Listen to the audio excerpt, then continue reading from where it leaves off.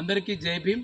మనం ప్రస్తుతం తమిళనాడు రాష్ట్రంలోని శివగంగి జిల్లాలోని మానమదురై పోలీస్ డిఎస్పి పరిధిలోని ఆ, ఆ, ఈ ఊరి పేరింది మేలపడలో ఉన్నాము. ఇక్కడ మనకు కనిపిస్తూ ఉన్నాడు ఈయన అయ్యస్వామి, డిగ్రీ బీఎస్సీ స్టూడెంటు.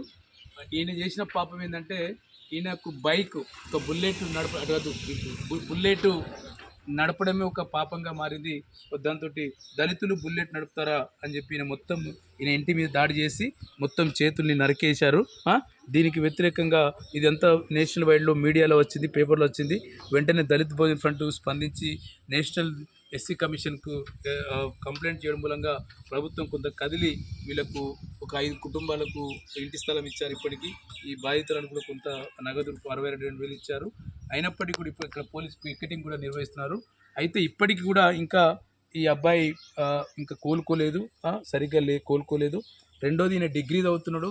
నువ్వు బుల్లెట్ మీద వస్తావని చెప్పి ఇలా డిగ్రీ హెచ్ఓడి కూడా ఈయనను అవమానపరిచిన సందర్భం ఉంది. ఆయన ఇప్పుడు లేడు, ఆయన రిటైర్డ్ అయ్యాడు. కానీ ఈ మేము ప్రభుత్వానికి ఒకటే కోరుతున్నాం, తమిళనాడు ప్రభుత్వానికి.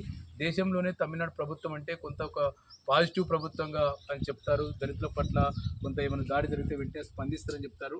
ఇక్కడ కొంత స్పందన జరిగింది. కానీ మొత్తం ఇక్కడ దళితులే లేకుండా ఈ ఊర్లో ఈ దళితులు లేకుండా చేయడానికి కుట్ర జరుగుతుంది. కాబట్టి ఈ కేసులో వీళ్ళకు న్యాయం జరగాలి. వీళ్ళకి ఇళ్ల స్థలాలు ఇచ్చారు, కానీ ఇంకొక 5 కుటుంబాలకు ఇళ్ల స్థలాలు ఇవ్వాలి, వాళ్ళకి ఇల్లు కట్టివ్వాలి. వీళ్ళు వ్యవసాయం కూలీ చేస్తారు లేదా పూజ చేస్తారు ఊళ్ళల్లో. కాబట్టి వీళ్ళకు వెంటనే అగ్రికల్చర్ ల్యాండ్ ప్రతి కుటుంబానికి ఒక 3 ఎకరాల భూమిని ప్రభుత్వం కేటాయించాలని డిమాండ్ చేస్తా ఉన్నాం. వీళ్ళ ఆధార్ కార్డులు, రేషన్ కార్డులు ఒకే దగ్గర ఉంది. ఇవి డివైడ్ చేసి ఎవరిదాలకు ప్రతి కుటుంబానికి 3 ఎకరాల భూమి ఇవ్వాలని చెప్పి మేము ప్రభుత్వాన్ని డిమాండ్ చేస్తున్నాం.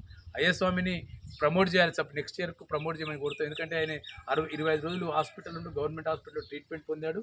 కాబట్టి 60 రోజులు అటెండెన్స్ లేదని పేరుతో ఎగ్జామ్ రాయలేదు బీఎస్సీలో. కాబట్టి ఈయనకు వెంటనే